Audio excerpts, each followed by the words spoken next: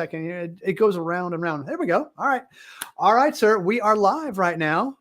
And we are reporting, well, I would say we're reporting remotely from the World Credit Union Conference. But yeah, ViClarity's John Ogie Sheehy is reporting live from Boston from the conference. How are you? Oh, we'll call you Ogie, right? So you prefer that? Yeah, okay. Yeah, absolutely. So how are you, sir? Good to see you.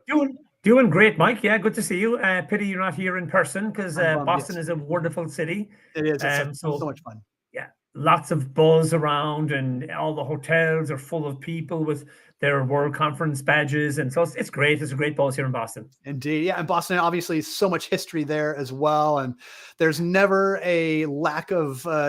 There's never not. You can't. There's always something to do there. Let's put it that way. And you know, Boston has got very, as you probably know, very strong connections with Ireland, and there's a lot of Irish people living in Boston, and subsequently a lot of Irish bars. So, you know, it's all upside, right? Well, and I hear that there's a very large Irish contingent at this year's conference as well. Congrats on that, sir. Yeah, absolutely. I mean, Ireland continues to be a very strong country for credit unions. I mean, it's interesting. I was talking to somebody yesterday, and I was just saying, you know, when I started ViClarity back many years ago, there was like over 570 credit unions in the country. Yeah. It's now less than half, Mike, would you believe? Oh, wow. The consolidation is hitting you guys too, huh? Yeah, absolutely. Now it's they're just bigger. They're just bigger credit unions with more branches as opposed to the smaller kind of rural credit unions. Right. They're getting eaten up by the bigger guys. But you know, it's just part of what's happening all over the world, I guess, right? Yeah, same story here for sure. Yeah. So before we dive into some of the details and highlights from your session today, give us some feedback on the conference so far. Any highlights to share? Yeah, I think, as you said, there's been a very strong Irish contingent, which is always good. You get to meet lots of great people, and really interesting sessions. You know, there's a theme on AI. There's a theme on leadership, actually, which is quite interesting. Mine was on risk, and we'll get to that in a while. You know, so there's some really interesting conversations, really interesting talking points. And the one thing I always love about this particular conference is, as opposed to all the others that we would go to throughout the year, this is the world coming together with the common theme of the credit union. Yeah. And, you know, whether it's a Nigerian credit union or an Irish one, there's still the same common trends, which is wonderful. So that buzz that people have around the World Conference is always really amazing. Yeah, that's why I love that conference so much. Yeah, you get this world view of this credit union movement that we're all on that really opens your eyes to what's possible. So yeah, good stuff. Hey, the other kind of cool news here is that you are in a new position at ViClarity. You're now the CEO. Congratulations, sir. Well done. Thank you very much indeed. Yeah, I am now the official global CEO of ViClarity. So it's exciting times ahead. Yeah. Good. How's that feel? I mean, obviously you've been with the company for quite a while, but now it's your turn to take the reins, sir. Yeah, I think it's an interesting transition. I mean, I founded the company back 16 years ago in Ireland. Would you believe, serving credit unions, serving small Irish financial institutions, trying to bring technology to the forefront to help people not get overwhelmed by either price point or by complexity. So I was always about the simplicity of bringing something to your average small credit union. And that's 16 years ago. So the evolution over the years has just been really interesting. And I guess part of the story is, from Ireland, I tried many times with strong roots and connections in Boston to break into the US market. And that's not an easy thing to do. So I guess the kind of getting together with what was then the PolicyWorks team based in Iowa at the time, who were providing compliance consulting and audit services, merging that with tech that's been there forever in Ireland, and then entering the market in the US with presence in Des Moines was just wonderful. So that, would you believe, is 4 years now. I remember that happening. Yeah, I remember that. Yeah. So it's just exciting times. And when you do that, and I was talking to somebody recently, and I was saying, when you take a consulting firm and you kind of merge those people with the core principles of what consulting is about, with kind of a high pace, risk-taking tech company, you know, it's just interesting. You've interesting synergies, cultural synergies, Ireland and the US. And so, you know, we've had a lot of transition, we've had a lot of change, but I think we're in a super spot now. I think we obviously got hit by COVID 1 month into the amalgamation, which turned the world up on its head. So look, I think it's great. So I think it's exciting times ahead for ViClarity, and I'm really delighted and honored to be at the global helm now of the ship, as they say. Well, congratulations and well deserved, Ogie. Yeah, and we are sitting on pins and needles to see what you're gonna do now. So yeah, so it's gonna be a lot of fun to watch you guys. So good stuff. All right, hey, let's turn our attention to your conference panel today, and the topic was what's keeping you up at night, or what's keeping credit unions up at night, and this kind of revolves around covering top risk facing credit unions across the globe, as well as risk management best practices to help credit unions again sleep better through the night. So you want to give us a quick overview on what was talked about there, because I think America's Credit Unions Carrie Hunt was on that panel as well, right? She was, and Carrie was our first speaker, actually. Oh, that's right. So she spoke, so she spoke specifically about kind of the whole aspect of cyber. And I mean, it's very topical with the day that's in it, or I should say the week that's in it, with airlines being shut down. And ironically, actually, Mike, just as a side conversation, with that whole IT issue, I mean, a lot of people haven't made it here yet. I mean, and it's it's Tuesday at the conference. But anyway, as a side issue, Carrie's piece was specifically on cyber breaches, phishing attacks, and the other area she spoke about, which is an area I feel very strongly about as well, is third-party risk management. So what does that mean? Well, that means if a core component or process or activity within your credit union is outsourced to a third party or a vendor who does it either on your behalf or who provides you with a service that processes information in the credit union, the risk could be in the third party and not necessarily in your own shop. So Carrie just walked through some of those, and again, with the amount of outsourcing now, with the amount of vendors providing services and products to credit unions, as you know, Mike, every other day, there's new products coming out, and it's getting. And of course, then she touched upon the dreaded term AI, which we all love and hate. Which again in itself brings with it the positives, but I think she mentioned and she told the story, which I think is incredible. And I was actually speaking to somebody this morning at breakfast about this point. AI is so advanced right now and so uncontrolled from a governance perspective that while it can do good, it can also do a lot of evil. Double-edged sword for sure. Apparently 6 seconds of your voice is what it needs in order to mimic you and make Mike Lawson have a phone call with somebody saying whatever the person wants them to say. Gosh, crazy. It's crazy, isn't it? Yeah. It's wonderful. It's wonderful, but it's crazy, Yeah, like most things. Yeah. Our second speaker, Mike, was Victoria, and she represented the Canadian Credit Union League. Oh, yeah. Victoria Main Price. Yeah. That's right. Victoria Main Price, yeah. So she spoke specifically about climate, which it's happening all around us. I see in Ireland at the moment, we're getting these intensive heat spells. We're getting the bursts of rain, and Ireland is known for its rain, but this was specifically kind of the whole area of climate, and of course then subsequently ESG. Okay. And monitoring ESG footprint, and how the Canadian government are now looking to have financial institutions monitor their carbon footprint, which I think is another interesting. Yeah, it's another really interesting area. And then she spoke about affordable housing. She spoke about rise in interest rates and availability of housing, and the whole economy, I guess, leading to a situation where there aren't as many affordable housing options out there that people would need in order to survive and live a life like the rest of us, I guess. Yeah. That was Victoria's whole area. She shared some really interesting resources in her talk around what the Canadian government are doing around those particular areas, but she centered that really around climate and around affordable housing. Gotcha. Hey, I'm going to add a slide here. Here's the panel right here. So I just took a screenshot of that. So there's your panel, and there you are, sir. Woo-hoo, here I am.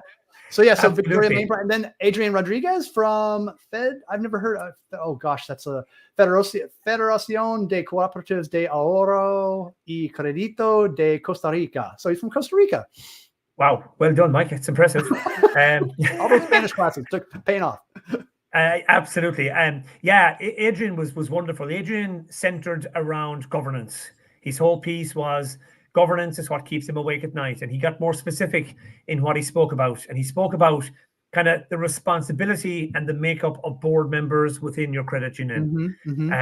What resonated for me with Adrian's piece is he specifically spoke about kind of the concepts of a board member needs to be accountable. You know, they need to know their roles, they need to know their function within and the boundaries thereof as a board member within a credit union. The other word that hopped off the page when he talked about it was transparency. He said there has to be transparency at a board level. Yeah. And as a board member, you got to be true and honest and all that. He talked about competency and that each board member really needs to have the necessary skills that would lend them to be an effective board member. Yeah. And then unplanned, but I love when this happens, when four speakers get together, his closing line was risk management and planning for the future, which led directly to my piece. So segue perfectly to you. Yeah. So absolutely. So share with me. Yeah. Can you talk a little bit about maybe a couple of details or a couple of takeaways that you discuss, especially in the risk management area, especially maybe some best practices? Yeah. So my piece really centered around, I talked about every credit union, regardless of your size, first of all, should have a risk management program, right? And when people hear a risk management program, they often think, you know, oh my gosh, you know, it's a big thing, it's expensive, it's a enterprise software. It's not actually. A program can be as simple as an Excel spreadsheet, and it can be as mature in a bigger credit union of $1 billion in assets or greater in software. That's okay. But every credit union, even if you're 10 million in assets, you should have a risk management program. And I continued then to talk about it doesn't need to be complicated, but what it does need to have is a dedicated, responsible person in the credit union with responsibility for risk. And I hear it all the time, Mike. Oh, you're the risk officer. Oh, you do all the risk stuff. Risk is the responsibility of the entire credit union. Everybody, you're right. Yeah. And the role of the risk officer, again, it's a dedicated role in the bigger credit unions. In the smaller ones, it actually can be a shared role. It can be a part-time position for the chief risk officer, or sorry, for the chief operating officer. And even sometimes the CEO can be acting as that risk officer. But their job, Mike, is as a facilitator.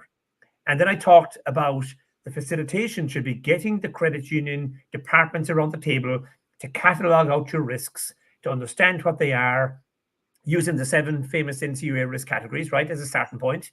But there's so, like, I spend a lot of my time in Des Moines right now, okay? Yeah. In Des Moines, you're going to have a risk category called tornadoes. And you're not going to have the same one in a different state. Right. So my point I was making is that every credit union should have a unique set of risks for that credit union. And it will not be the same. If I got $10 for every person that said to me, can you give me a list of my risks? That's not how it works. Yeah, no, it's the other way around. Absolutely. So again, I think I then got into talking just about when you implement a risk program, you then do the identification, then you do a risk assessment. Risk assessment is where you look at all the risks now that you've documented, and you rate them in order of priority. So you know the higher risks versus the lower risks, and you now have what you call a risk profile in the credit union. So a credit union can look back and say, okay, because I'm in the state of Iowa, I know tornado risk is the biggest risk I have. I know cyber is a huge one. I know reputational risk, because it's one of the NCUA categories, is huge for us. But you've got that risk of list of risks prioritized, right? And then you get into monitoring of the risks, Mike, over time. You try to mitigate them, and you put all these processes in place. And the example I gave actually was back to Carrie Hunt's exact speech. Carrie talked about phishing emails, right? It's a huge risk. I mean, my gosh, it's a huge risk in my own business, Mike, honestly. Yeah. So what do we do? Every single month, we'll send out a bunch of test phishing emails from a system that we use. So we train our staff every month, right? Oh, right on. And we try to catch people and then we educate them. We say, hey, Mike, you clicked on this. You thought it was from CU Broadcast, but actually, if you opened the domain, you'd see it was it was a hack or a scam. So we do all that. And that's what risk monitoring is. It's testing on an ongoing basis to mitigate the risk to the best of your ability. And then ultimately, it's to present reports. Here's a report I can send to my board. Here's a report I can send to my risk committee. If the NCUA come in to do an exam, you can go, hey guys, here's my risk report. This risk here is in a good spot, but see this one? That's the big one that I'm worried about. So that was my piece, just talking about best practice, general principles, kind of on the main pillars involved in kind of implementing a risk management program. So what did you guys want to leave the audience with? What was the big takeaway, or maybe there's a couple of takeaways that you wanted to leave the audience with? Just focusing on the risk management stuff. Yeah, I think the main takeaway for me is everybody has to have a risk profile, right? The number of credit unions that I spend my time trying to educate them on risk management, every credit union should have it, whether you're big or small. That's the very first takeaway. If you don't have it, you need to start thinking about it. Completely. Secondly, the role of the officer. It's not the owner of all things risk. It's the facilitator of the process. Risk is owned by the entire credit union. Mm-hmm. And thirdly, Mike, and I think quite honestly, it doesn't have to be complex. It can be a very simple, manual, basic process that's effective. Once it's robust and documented in a policy, then it can be. So they would be the three takeaways for me for any credit union, whether you're at 10 billion or you're at 100 million. Yeah, it's the same principles that apply. Right. And isn't risk management, isn't it kind of dynamic though? Because it seems to be always changing, right? So like you said, each one is unique to each credit. There are some common theme ones, like you said, obviously, but there's also some very unique things, like in Des Moines, tornadoes, big deal. Out here in San Diego, earthquakes, so in other parts of the country, fires, or hurricanes in Florida, that type of stuff. But everyone's going to have like a cybersecurity one. Everyone's going to have a reputational one, or at least most folks will. So I kind of get that, but it certainly seems like a very dynamic document, if you will. So, and it has to be. I mean, again, if you think risk management is static, if you think risk management is static, then you're going to be in trouble, because trust me, the world is moving at a significant pace. We talked about the AI activity. I mean, AI is a risk category, I think, in itself right now. There's risks, but there's benefits. So I think, risk management, the whole idea of risk monitoring is that on a monthly and a quarterly basis, you stop and you go, let's look back on the last 3 months. Are the risks that we had in Q1 the same risks that we now need to be thinking about going into Q2? And that's where the risk profile of the credit union is presented to your board, and you have good, interesting dialogue. Let me give you a real life example, Mike. Sure. I talked about the phishing email. Okay, so you set a threshold. We want to have 0 dings on our test emails every month from all our staff. But the month 1, you get 2. Month 2, you have like 5. Month 3, you're at 8. Straight away, by the monitoring of the risk, you can tell that's trending in the wrong direction. If we continue there, we will have a cyber attack, and we will potentially lose member data, which is going to have a significant impact reputationally and otherwise to the credit union. So that's where a board or a risk committee would get around the table and go, right, Ogie, you're telling me that we've had these number of tests that have failed. If the tests are failing, what are you doing about it? And that's where you then reset. You educate people. You bring in an external consulting firm. You get a chief security officer on board. You can do lots of things with the data. But Mike, if you're blind and you're not monitoring these things, you're in trouble. Oh, you're just asking for trouble. My gosh. And the other thing I wanted to address too before we break away here is, but one of the bullet points that check and see how your peers are approaching these risk management as well. Because obviously in the credit union industry, very collaborative group of folks and organizations. So I think this would help out too. Did you talk about the collaboration aspect of maybe, hey, what's the credit union down the street doing? Or what's the credit union on the other side of the country doing? So what are your thoughts on that? And that's the beauty of this. I think when you look at the movement, when you look at the movement, which is that of the credit unions, people are more than happy to share. They're more than happy to talk about their experiences. They're more than happy to help their peers. I mean, we ran a project, Mike, with Inclusive, and we actually did a conference in New York back a couple of months ago, and we got small credit unions, 100 million and less, in a room, and we said, hey, you know what? We want to make technology available to you. We don't want price to be a blocker. We don't want complexity of content to be a blocker. So let us work with you in conjunction with Inclusive, but you tell us what your pain points are. I don't want to tell you. You are in the credit union. We had the most amazing sharing of ideas and leveraging of other credit unions. And so, there's definitely shared best practices and experiences across the credit union movement. I've been in meetings like that where I've just been a fly on the wall, and it's really fascinating to see how credit unions really step. I've been in meetings where you have a multi-billion-dollar credit union, and then there's a credit union there that's 150 million, and they're both like talking about, hey, how can we help you? Even the 150 million was like, hey, how can I help you? $10 billion credit union. So it's really neat to see that. It gives you kind of goosebumps on how beautiful that is.